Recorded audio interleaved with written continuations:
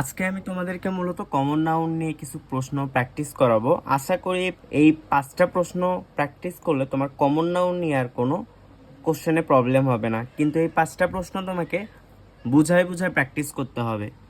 তো চলো দেরি না করে মূল ভিডিও শুরু করি।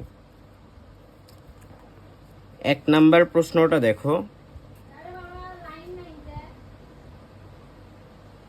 1 নাম্বার প্রশ্নটা দেখো, a noun that means a general class of person.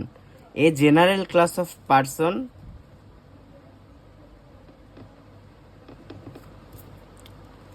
places or things is a বা an।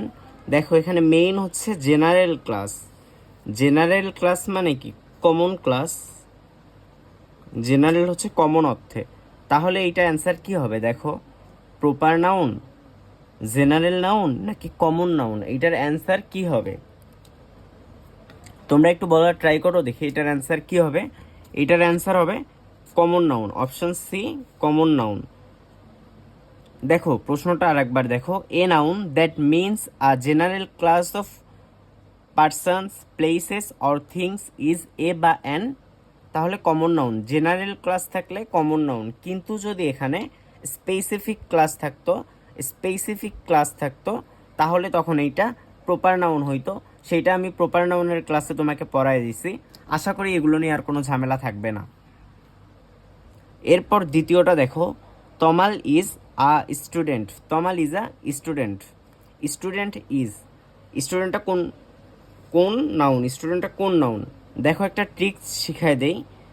আর্টিকেলের পর, আর্টিকেল অর্থাৎ এ এন দি এরপর কোনো নাউন থাকলে সেইটা অবশ্যই কমন নাউন। এ এন দি এরপর কোনো নাউন থাকলে সেইটা কমন নাউন। কমন নাউন এটার একটা রুলস হিসাবে লিখে নাও, আর্টিকেলের পর কোনো নাউন থাকলেই সেইটা কমন নাউন। আর সবগুলো কমন নাউন কাউন্টেবল নাউন। তাহলে আর্টিকেলের পর যে নাউনটা থাকবে সেটা কমন নাউন প্লাস সেটা কাউন্টেবল নাউন।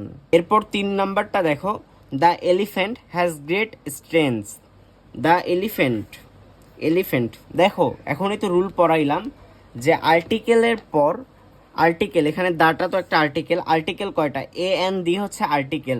আর্টিকেলের পর কোনো নাউন থাকলে সেটা কমন নাউন। তাহলে এইটার অ্যান্সারও হবে এ, কমন নাউন। এরপর দেখো, which is a common noun. Which is a common noun. Which is a common noun. দেখো ইনফ্যান্ট, ইনফ্যান্ট এখানে অ্যান্সার হবে। আমি তোমাকে একটু বুঝাই। অপশন এ আছে সল্ট, এখানে